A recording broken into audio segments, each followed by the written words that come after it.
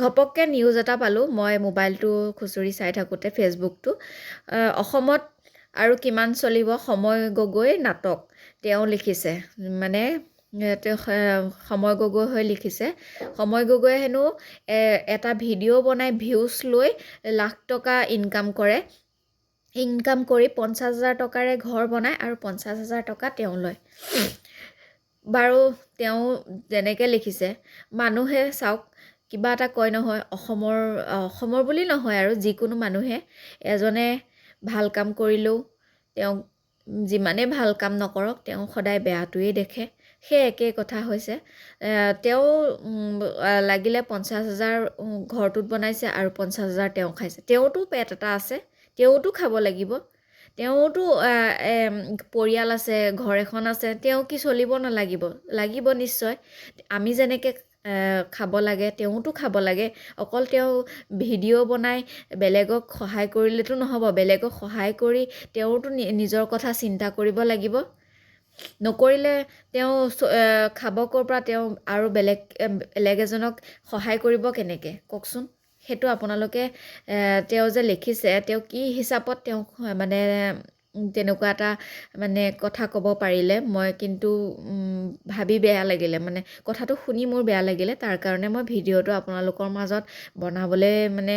আহিছোঁ মানে ভিডিঅ'টোৰ যোগেৰে মই আপোনালোকক ক'বলৈ বিচাৰিছোঁ যাতে তেনেকুৱা খুব অসমত কম মানুহেই আছে যেনে লোকৰ কথা চিন্তা কৰি লাগিলে লোকক সহায় কৰি ভাল পোৱা মানুহ অসমত খুব কমেই আছে মানে কি নিজৰটো বেছি চিন্তা কৰে লোকৰটো কম চিন্তা কৰে কিন্তু তাৰ ভিতৰতে 10জন বা 5জন তেনেকুৱা মানুহ আছে লোকক সহায় কৰি ভাল পায় ময়ো ভাবিছিলোঁ কিবা এটা কৰিম বুলি কিন্তু আমাক সেইখিনি বাৰু ভগৱানে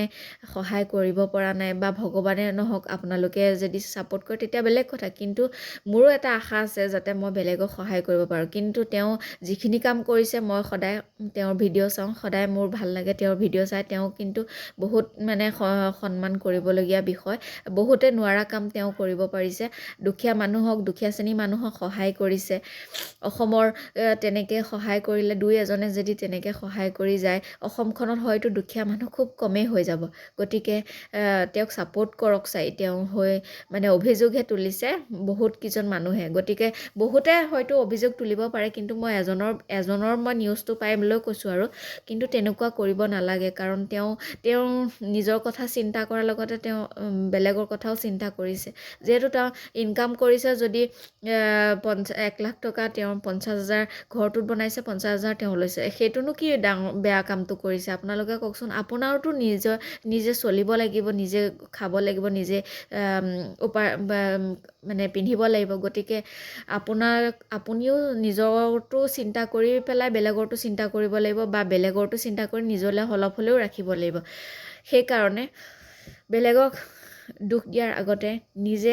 শুধৰণি হওক যাতে নিজে কেনেকৈ কি কৰিব পাৰে নিজে যাতে ভাল হ'ব পাৰে সেইখিনিয়ে লাগে মই ইমান ক'বলৈ নাযাওঁ মাত্ৰ এইখিনি কথাই মই আপোনালোকৰ মাজত আগবঢ়ালোঁ নমস্কাৰ